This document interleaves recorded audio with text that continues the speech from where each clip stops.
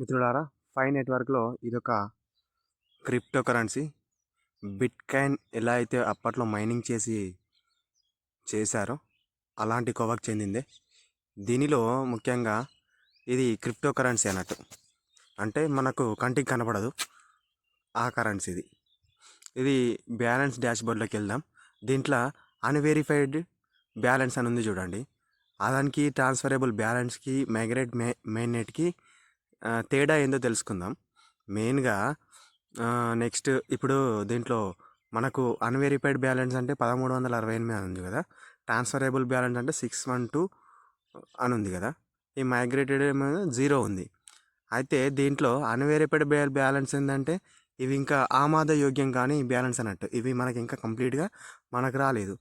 ఎందుకు రాలేదు అంటే ఇందులో మనం రిఫర్ చేసి ఉంటాం కదా ఒకరి నుంచి ఒకరికి. ఆ రిఫర్ చేసిన వాళ్ళు కేవైసీ కంప్లీట్ చేసుకోలేరు అన్నట్టు లెక్క. కేవైసీ కంప్లీట్ చేసుకుంటే ఇవి మనకు ట్రాన్స్ఫరబుల్ బ్యాలెన్స్లోకి వెళ్ళిపోతుంది.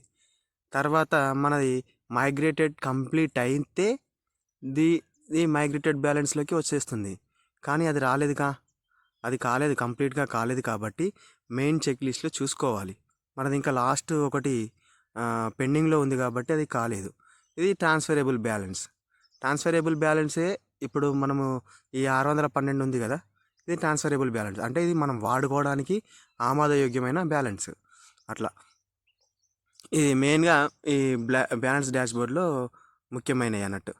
నెక్స్ట్ మనం ఇప్పుడు అన్వేరియబుల్ పైన క్లిక్ చేసిన తర్వాత వీళ్ళందరూ ఇంకా కేవైసీ కంప్లీట్ చేసుకొని వాళ్ళు, ఈ కేవైసీ దాకా పోని వాళ్ళు వీళ్ళందరికీ మనం మెసేజా ఎట్లా పెడతామో తెలియదు. కానీ 19 డేస్ ఇంకా మనకు టైం ఇచ్చిండు. ఈ 19 డేస్ లోపు వీళ్ళు మనకు మెంబర్స్ ఉన్నారు కదా, ఈ మెంబర్స్ మనకి చేసుకుంటే వీళ్ళు కేవైసీ దాకా కంప్లీట్ అయితే మనకు అన్వెరిఫైడ్ బ్యాలెన్స్ ఉంది కదా 1368 అనేది, అది ట్రాన్స్ఫరబుల్ బ్యాలెన్స్లోకి వెళ్ళిపోతుంది.